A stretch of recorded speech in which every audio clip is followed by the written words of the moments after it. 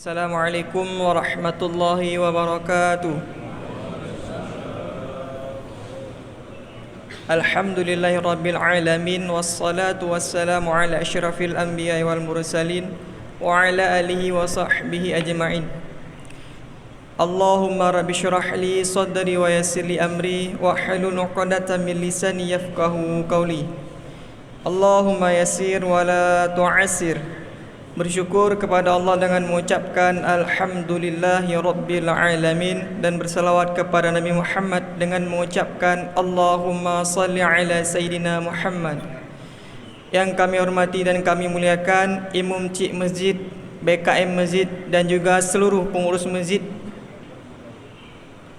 Baitul Huda Gampung Kutablang, dan juga kepada seluruh jamaah tetap maupun jamaah setia GPS SMS pada subuh Sabtu yang berkah ini. Sebelum kami menginformasikan tata laksana salat subuh pada pagi hari ini, terlebih dahulu kami ingin menginformasikan untuk kegiatan syiar Mahabbah Subuh spesial Milad SMS yang ke-10 Ahad esok. Mari sama-sama kita berkunjung ke Masjid Al-Hikmah Cunda. Untuk spesial SMS Ahad esok, mari sama-sama kita mengunjungi Masjid Al-Hikmah Cunda. InsyaAllah yang akan menjadi muazzin Tengku Haji Mawardi Jamil. InsyaAllah yang akan menjadi imam Ustaz Haji Azhari Ali. InsyaAllah yang akan menjadi penceramah Ustaz Haji Fakhruddin Lahmuddin. Adapun untuk GPS yang akan datang, mari sama-sama kita mengunjungi Masjid Babul Huda Panggoi. Jemaah yang dimuliakan oleh Allah Subhanahu wa taala, adapun tata laksana salat subuh pada pagi hari ini yang diawali dengan muazzin yaitu Ustaz Khairuddin. Beliau merupakan muazzin rawatib Masjid Baitul Huda Kutablang. Dan alhamdulillah baru saja kita telah menyelesaikan salat subuh secara berjamaah yang diimami oleh Ustaz Firza Al-Furqan. Beliau merupakan imam rawatib Masjid Darussalam. Dan sebentar lagi mari sama-sama kita mendengarkan tausiah yang akan disampaikan oleh Ustaz Muhammad Rizal SH. Beliau merupakan alumni Dayah Mudi Mesra. Hanya ini yang dapat kami sampaikan, lebih dan kurang kami mohon maaf. Assalamualaikum warahmatullahi wabarakatuh. Kepada guru kami persilahkan.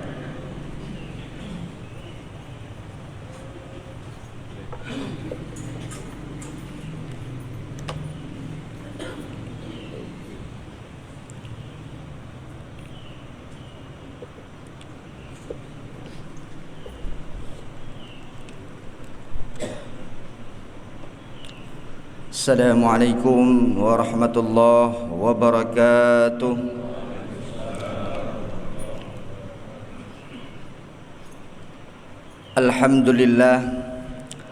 Alhamdulillahilladzi qad akhraja nataijal fikri li arbabil hija wa hatta anhum min sama'il aqli kulla hijabin min sahabil jahli.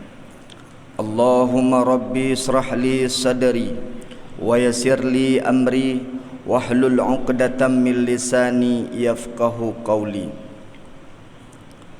Segenap lapisan puja seraya syukur marilah sama-sama kita panjatkan kehadirat Allah Azza wa Jalla, yang mana oleh Allah sampai pada subuh yang penuh barakah ini masih memberikan kepada kita kesehatan, kekuatan serta taufik dan hidayah, sehingga kita masih dapat berkumpul dalam rumah Allah dengan satu visi dan misi yang sama, yaitu memperhambakan diri kita kepada Sang Ilahi Rabbi Allah Azza wa Jalla. Kemudian salah bermahkotakan dengan salam tetap selalu senantiasa tercerahkan kepada pahlawan pemuda revolusi Islam sedunia.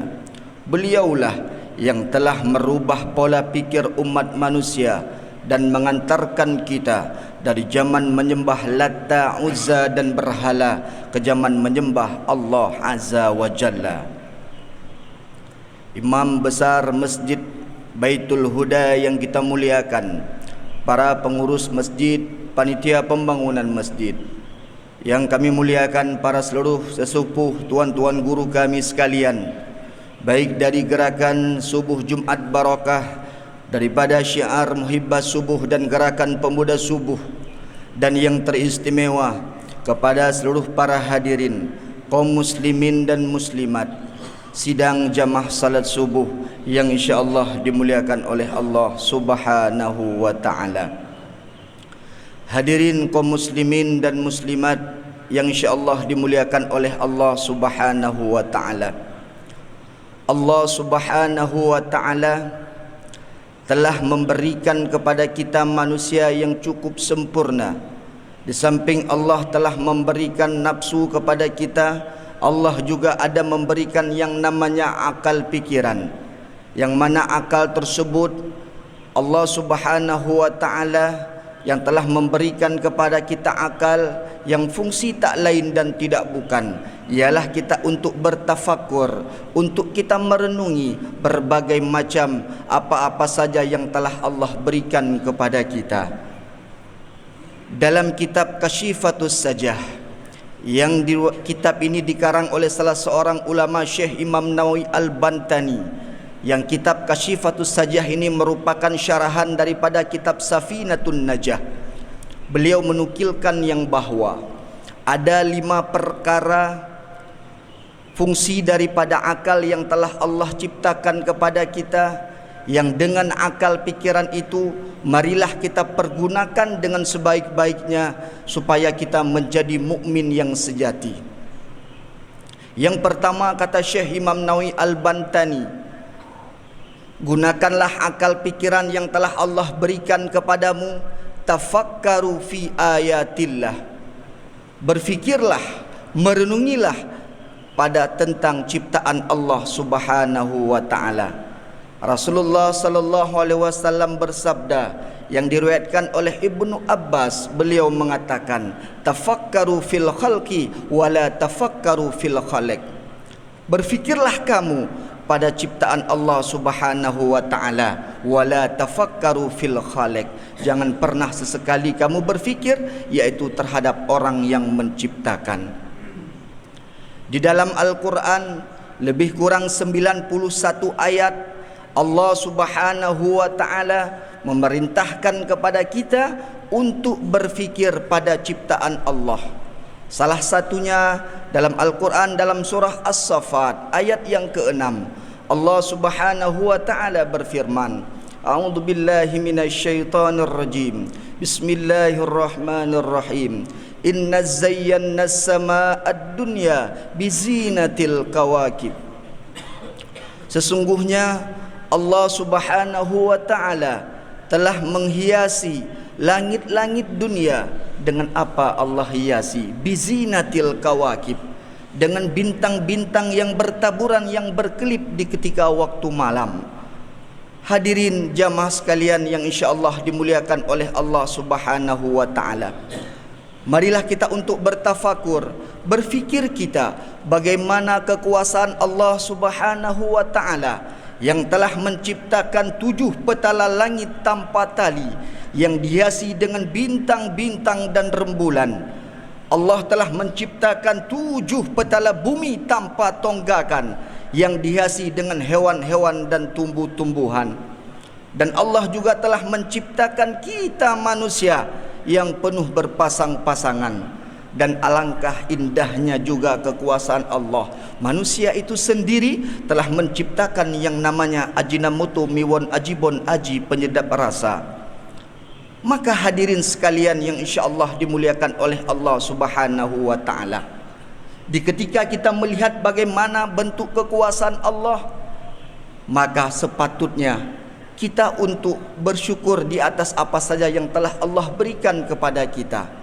Lantas hadirin sekalian, apa tujuan Allah Subhanahu wa taala memerintahkan kepada kita untuk berfikir pada ciptaan Allah? Jawabannya adalah supaya kita lebih bertambah yakin, lebih dengan hakul yakin kita, bertambah keimanan kita bahwa memang Allah lah yang maha segala-galanya, Allah lah yang maha kuasa di atas segala sesuatu. Di ketika kita telah melihat bagaimana ciptaan Allah yang begitu indah, maka Allah jauh lebih indah, Allah jauh lebih megah dan Allah juga jauh lebih kuasa di atas segala sesuatu. Hadirin kaum muslimin, sidang jamaah salat subuh yang insya-Allah dimuliakan oleh Allah Subhanahu wa taala. Maka itu yang pertama kata Syekh Imam Nawawi Al-Bantani, pikirlah kamu yang pertama dengan menggunakan akalmu pada ciptaan Allah Subhanahu wa taala supaya bertambah keimanan kamu kepada Allah Subhanahu wa taala. Kemudian yang kedua kata Syekh Imam Nawawi Al-Bantani, tafakkaru fi ni'matillah. Berfikirlah kamu, renungilah kamu yaitu pada ciptaan yang telah Allah, nikmat yang telah Allah berikan kepadamu. Di dalam Al-Quran lebih kurang 7 ayat Allah memerintahkan kepada kita untuk berfikir pada nikmat yang telah Allah berikan kepada kita. Salah satunya adalah dalam Al-Quran penggalan surah Ibrahim. Allah juga telah berfirman, la in syakartum la azidannakum. Dan jika kamu bersyukur di atas segala nikmat yang telah aku berikan, la azidannakum, kata Allah, sungguh aku akan menambah nikmat-nikmat tersebut. Tetapi dalam ayat yang lain Allah Subhanahu wa taala berfirman, faqalilam ma tashkurun. Maka alangkah sedikit hamba-hambaku, banyak umat-umat manusia apalagi di zaman fenomena milenial ini, yang mana mereka kurang tahu untuk bersyukur di atas segala bentuk nikmat yang telah Allah berikan kepada kita. Maka hadirin Bapak Ibu sekalian yang insya-Allah dimuliakan oleh Allah Subhanahu wa taala, mungkin kita sekarang yang Allah masih titipkan kepada kita berupa harta, ingat itu adalah nikmat yang Allah berikan kepada kita sebagai titipan. Mudah-mudahan dengan bertambahnya harta, semakin banyaknya harta kita, kita juga semakin rajin untuk berbudiah kepada Allah dengan melakukan infak dan sedekah dan lain sebagainya, supaya harta kita menjadi harta yang barakah. Begitu juga mungkin kita yang sekarang sedang Allah titipkan kepada kita, Allah sedang memberikan kepada kita sekarang sebuah jabatan yang tinggi, baik itu di tingkat desa maupun di tingkat-tingkat yang lebih tinggi. Ingat, jabatan itu adalah merupakan titipan daripada Allah Subhanahu wa taala. Mudah-mudahan dengan adanya jabatan, dengan adanya pangkat yang sudah ada pada diri kita ini, kita semakin dekat kepada Allah Subhanahu wa taala, membuktikan bahwa jabatan yang ada pada diri kita menjadi jabatan yang penuh barakah. Karena makna barakah ziyadatul khairi, bertambah-tambah kebaikan. Dengan semakin banyak harta, semakin rajin kita bersedekah. Semakin tinggi jabatan kita, semakin dekat kita dengan Allah Subhanahu wa taala. Begitu juga nikmat yang paling besar yang mungkin kita tidak pernah kita pikir, yaitu bahwa kita mungkin ada memiliki anak-anak kita, baik yang putra-putri, para pemuda-pemudi kita. Itu adalah nikmat yang paling besar apabila anak-anak tersebut, generasi-generasi kita tersebut dapat kita bimbing, dapat kita berikan ilmu pengetahuan agama, supaya mereka inilah yang akan memegang tongkat estafet Islam 15 tahun yang akan datang. Mereka itulah yang akan mengemban amanah agama ini. Mudah-mudahan kita berdoa kepada Allah dengan adanya komunitas seperti ini, baik gerakan pemuda subuh, syiar muhibbah subuh, baik itu subuh Jumat Barakah. Mudah-mudahan kita disinilah untuk berkumpul, untuk sama-sama kita berubudiah kepada Allah, dan tak lain dan tidak bukan karena kita nantinya yang akan menyongsong dan akan membentuk, menjaga indah ataupun tidak indahnya, yaitu tegak ataupun tidak tegaknya agama, tergantung kepada kita yang muda-muda ini. Kemudian yang selanjutnya kata Syekh Imam Nawawi Al-Bantani, berfikirlah kamu dengan akal yang telah aku berikan kepadamu, yaitu fi wa'dillah, pada janji-janji baik Allah Subhanahu wa ta'ala. Di dalam Al-Quran lebih kurang 10 ayat Allah Subhanahu wa ta'ala memerintahkan kepada kita untuk berfikir pada janji-janji baik Allah. Salah satunya dalam Al-Quran, dalam surah Al-A'raf ayat 96, Allah Subhanahu wa ta'ala berfirman, a'udzubillahi minasyaitonir rajim, Bismillahirrahmanirrahim. Walau anna ahlal qura amanu wattaqau lafatahna alaihim barakatim minas sama'i wal ard, kata Allah. Walau anna ahlal qura amanu wattaqau, jikalau bahwa sesungguhnya adalah penduduk bumi itu amanu wattaqau, ini yang harus kita garis bawahi, beriman dan bertakwa, kata Allah, maka janji daripada Allah, la fatahna alaihim barakatim minas sama'i wal ard. Allah akan memberikan keberkahan, Allah akan memberikan keberkatan kepada kita, baik yang di langit maupun yang berada di bumi. Hadirin Bapak Ibu sekalian, sidang jamaah salat subuh yang insya-Allah dimuliakan oleh Allah Subhanahu wa taala. Kenapa Allah Subhanahu wa taala memerintahkan kepada kita untuk berfikir pada yang namanya janji-janji baik Allah? Jawabannya adalah supaya kita lebih termotivasi, supaya kita lebih semangat di dalam beribadah kepada Allah Subhanahu wa taala. Karena hadirin sekalian yang berbahagia, ingat janji Allah pasti jauh lebih sempurna daripada janji-janji yang diberikan oleh manusia. Allah Subhanahu wa taala, di ketika Allah telah berjanji kepada umatnya dan umatnya telah melaksanakan apa yang telah diperintahkan dalam konteks bertakwa kepada Allah, imtitharul awamirillah wajtinabu nawahi sirran wa alaniyah, insyaallah janji daripada Allah tidak pernah Allah ingkari, karena sifat kemustahilan yang ada pada Allah di ketika Allah tidak menepati janji yang telah Allah berikan kepada kita. Berbeda dengan manusia biasa, mungkin ada janji-janji yang memang mereka berikan, mungkin yang namanya manusia tidak sesempurna dengan Allah Subhanahu wa taala. Hadirin kaum muslimin, sidang jamaah salat subuh yang insya-Allah dimuliakan oleh Allah Subhanahu wa taala. Kemudian yang selanjutnya, Syekh Imam Nawawi Al-Bantani mengatakan, Allah Subhanahu wa taala telah memberikan akal pikiran kepadamu, maka pergunakanlah akal tersebut, tafakkaru fi wa'idillah, berfikirlah kamu, renungilah kamu, yaitu pada azab Allah Subhanahu wa taala. Hadirin sekalian yang berbahagia, di dalam Al-Qur'an lebih kurang 29 ayat Allah Subhanahu wa taala memerintahkan kepada kita untuk mempergunakan akal kita untuk berfikir pada azab Allah Subhanahu wa taala. Salah satunya tertulis dalam Al-Qur'an surah An-Nisa ayat 138. Allah Subhanahu wa taala berfirman, innal mubashshiril munafiqina bi anna lahum azaban alima. Kabarkan kepada orang-orang yang munafik, basyiril munafiqina bi anna lahum azaban alima, dengan bahwa sesungguhnya azab Allah itu sangat pedih.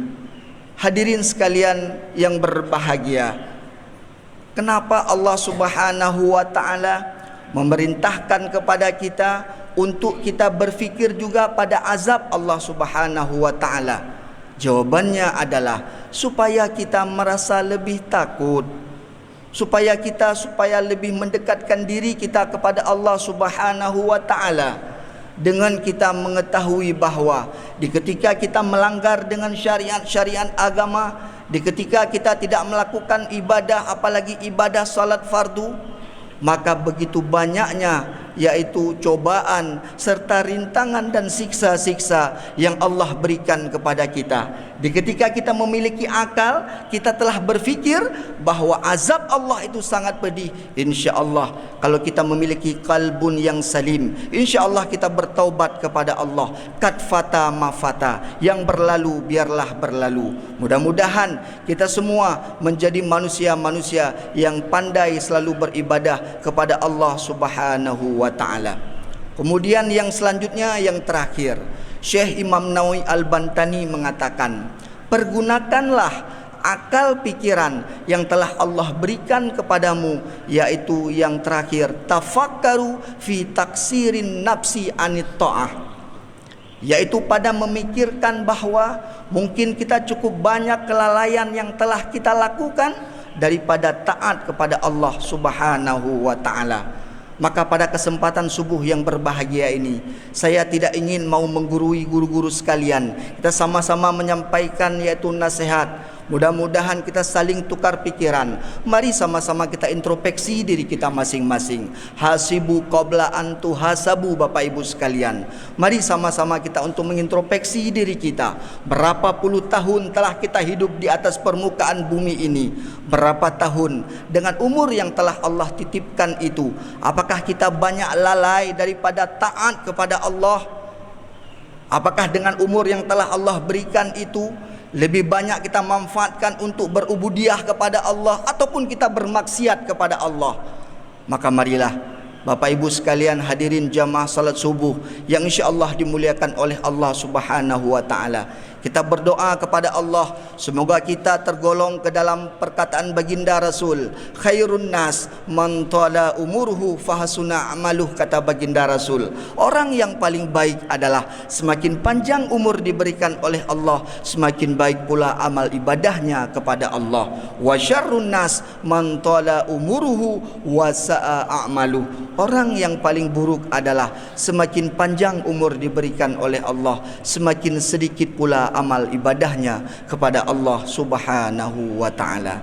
Hadirin sekalian yang insya-Allah dimuliakan oleh Allah Subhanahu wa taala, mungkin demikianlah sedikit cuplikan tausiah singkat yang dapat saya sampaikan pada subuh yang penuh barakah ini, yang dapat kita ambil kesimpulan yang bahawa yang pertama, marilah sama-sama kita memanfaatkan umur sisa yang masih Allah berikan kepada kita untuk selalu beribadah kepada Allah. Kita pergunakan harta yang telah Allah berikan kepada kita usahakan semaksimal mungkin, walaupun sedikit apapun itu, kita untuk sering-sering untuk bersedekah dan berinfak kepada jalan Allah Subhanahu wa taala. Kemudian yang kedua, marilah kita untuk mengajak, jangan cuma untuk diri kita sendiri, kita ajak khususnya terutama keluarga kita, masyarakat kita, tetangga-tetangga kita, dan seluruh khususnya kaum muslimin dan muslimat, masyarakat kita semua, baik itu di desa tempat kita tinggal sendiri maupun di tempat-tempat yang lain.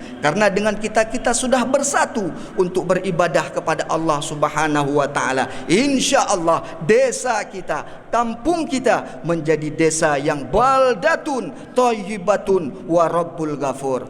Buanglah segala perpecah belahan dengan berbagai macam problema realita kehidupan di zaman ini, baik itu yang namanya kita saling suka salah menyalahi, si ini tidak benar, si itu tidak benar. Hilangkan itu semua, insya-Allah kita akan hidup tentram, kita akan hidup tenang. Dan insya-Allah kita berdoa kepada Allah, semoga Allah senantiasa memberkati umur kita, dan kita nantinya pada penghujung akan dimasukkan ke dalam syurganya. Amin amin ya rabbal alamin. Amin amin sekalian.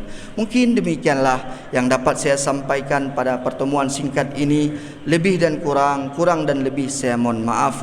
Billahi taufik wal hidayah war ridha wal inayah. Wassalamu alaikum warahmatullahi wabarakatuh.